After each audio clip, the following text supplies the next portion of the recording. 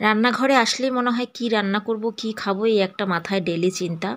তা আজকে একটা টাটকা একদম কচি একটা চাল কুমড়ো ঘরে দেখলাম রয়েছে, নিয়ে এসেছে আমার হাজব্যান্ড বাজার থেকে। তা চাল কুমড়ো তো আমরা অনেক রকম খাই, ঘন্টও খাই, ডাল দিয়ে খাই, তারপরে পুর খাই, ভাপা চাল কুমড়ো খাই। তা আজকে ভাবলাম একটু অন্যরকম করে করি। এমনিতে তো আমরা নিরামিষই খাই, সম্পূর্ণ নিরামিষ হয় আমার কিচেনে। তা আজকে চাল কুমড়োটা একটু অন্যরকম করে রান্না করলাম। বন্ধুরা, দীপসীমার কিচেনে, দীপসীমার চ্যানেলে তোমাদের সবাইকে অনেক অনেক স্বাগত জানাই। আর প্লিজ যারা আমাদের চ্যানেলকে সাবস্ক্রাইব করোনি, আগে সবার আগে একটু সাবস্ক্রাইব করে দিও, তারপর ভিডিওগুলো দেখতে থাকো। তো চলো আজকে রান্নাটা স্টার্ট করি। দেখো এখানে কিছু মুসুরির ডাল আমি ভিজিয়ে রেখেছিলাম, ভালো করে ধুয়ে একটা বাটির মধ্যে নিয়ে নিয়েছি। আর বেশিক্ষণ আগে ভেজাইনি, সকালেই ভিজিয়েছি। আমি রান্নাটা দুপুরে করছি। আর এদিকে একটা কচি চাল কুমড়ো নিয়ে এসছে তোমাদের দাদা আর কি বাজার থেকে। তো চাল কুমড়োটা দেখতে খুব একটা ভালো না, কিন্তু বেশ ভালো কচি, দেখেই বোঝা যাচ্ছে। তা এটা দিয়ে আমি আজকে আমার রেসিপিটা তৈরি করব। তো চলো সবার ফার্স্টে চাল কুমড়োটা কেটে নিই আর ডালটা একটু পেস্ট করে নিই। তা বন্ধুরা, চাল কুমড়ো কেটে পরিষ্কার করে নিয়েছি আর ধুয়ে নিয়ে একদম কুচি কুচি করে কেটেছি। খুব একটা কুচিয়ে কুচি করিনি আর কি, জল বেরিয়ে যায়, যাই হোক মোটামুটি যতটুকু কুচি কুচি করা যায় আর কি, একটু আলু ভাজা টাইপ করে কেটে নিয়েছি। আর মুসুরির ডালটা বেটে নিয়েছি ভালো করে, তার মধ্যে একটু কালো জিরা ছিটিয়ে দিয়েছি, স্বাদ মতন দিয়ে দিলাম নুন, আর দিয়ে দেবো একটু হলুদ গুঁড়ো, একটু হিং দিয়ে দিলাম, আর কয়েক দানা চিনি দিয়ে দিলাম। এবার ভালো করে ফেটিয়ে নিচ্ছি। যত ফেটানো যাবে ডাল বাটাটা, তত কিন্তু বড়াটা ভালো হয়। হ্যাঁ, আমি এবার ডালের বাটাটা দিয়ে বড়া বানাবো বন্ধুরা। বড়া দিয়েই চাল কুমড়োর ঘন্টটা আজকে করব। একটু অন্যরকম করার জন্য আর কি বড়াটা মিক্সড করলাম। তা তেলের মধ্যে আমি সর্ষের তেলই দিয়ে দিয়েছি। সর্ষের তেলে যেহেতু রান্নাটা করব, তাই সর্ষের তেলের মধ্যেই বড়াগুলো আমি ছোট ছোট করে ভেজে নিচ্ছি। কেউ চাইলে সাদা তেলও দিতে পারে। সচরাচর ঘরে সাদা তেল দিয়ে বড়া টড়া ভাজা হয়, কিন্তু আজকে এটা যেহেতু রান্না করব তরকারিটা, তার জন্য আমি সর্ষের তেলই দিলাম। সাদা তেলে রান্না করব না, সর্ষের তেলে রান্না করব, তাই বড়াগুলো সর্ষের তেলেই ভেজে নিচ্ছি। এই ভাজার তেলের মধ্যেই আমি আবার চাল কুমড়োটা তৈরি করব। তা বড়াগুলো আস্তে আস্তে হতে থাক। দেখো মোটামুটি লাল লাল বড়া ভাজা হয়ে গেছে। একটা বাটির মধ্যে আলাদা করে তুলে রেখেছি। বড়াগুলো কিন্তু খুব কড়া করে ভাজিনি, তাহলে তেতো লাগবে। এবার কড়াইতে দিয়ে দিচ্ছে শুকনো লঙ্কা আর পাঁচফোড়ন। এবার দিয়ে দিলাম আমি হচ্ছে একটু টমেটো কুচি। টমেটো দিয়ে আর একটু হিং দিয়ে দিলাম, সেন্টটা খুব ভালো হয় চাল কুমড়োতে একটু হিং দিলে। তো এবার ভালো করে নাড়িয়ে চাড়িয়ে নিই।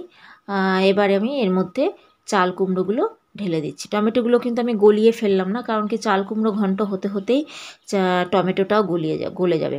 আর টমেটোগুলো আমি একদমই ছোট ছোট করে কেটেছি। তো এবার ভালো করে একটু নাড়াই চাড়াই কড়াইয়ের মধ্যে টমেটো দিয়ে আর চাল কুমড়োটাকে, সাথে সাথে লবণ দিচ্ছি না, মানে একদম জল বেরিয়ে বিচ্ছিরি কাণ্ড হয়ে যাবে। তা ফার্স্টে আমি একটু সাঁতলে নিচ্ছি আর আঁচটা বাড়িয়ে দিয়েছি। সেই বেশি আঁচের মধ্যে একটু চাল কুমড়োটা আগে সাঁতলে নিচ্ছি। তো দেখো মোটামুটি সাঁতলানো হয়ে গেছে। এবার আমি লবণ দিয়ে দিলাম স্বাদ মতো। বড়াতেও লবণ আছে, সেই বুঝে লবণ দিতে হবে। দিয়ে দিলাম হলুদ গুঁড়ো, তারপর দিয়ে দিলাম চিনি, প্রায় 2 চামচের মতো চিনি দিয়ে দিলাম। নুন, হলুদ আর চিনি দিয়ে একটু ঢেকে ঢেকে মজিয়ে নিতে হবে। এবার দিয়ে দিচ্ছি সামান্য একটু লঙ্কার গুঁড়ো, খুব বেশি না, সামান্য একটু, জাস্ট একটু কালারের জন্য দিচ্ছি আর কি, এটা না দিলেও চলবে। আর এবার দিয়ে দিলাম একটু সবজি মশলা। অ্যাকচুয়ালি তো চাল কুমড়োতে সেরকম একটা মশলা পড়ে না, কিন্তু আমি একটু সেন্টের জন্য সবজি মশলাটা দিয়ে দিলাম। আর হিংটাও কিন্তু সেম, তার জন্যই দিয়েছি। আর লঙ্কার গুঁড়োটা দিলাম একটু কালারের জন্য।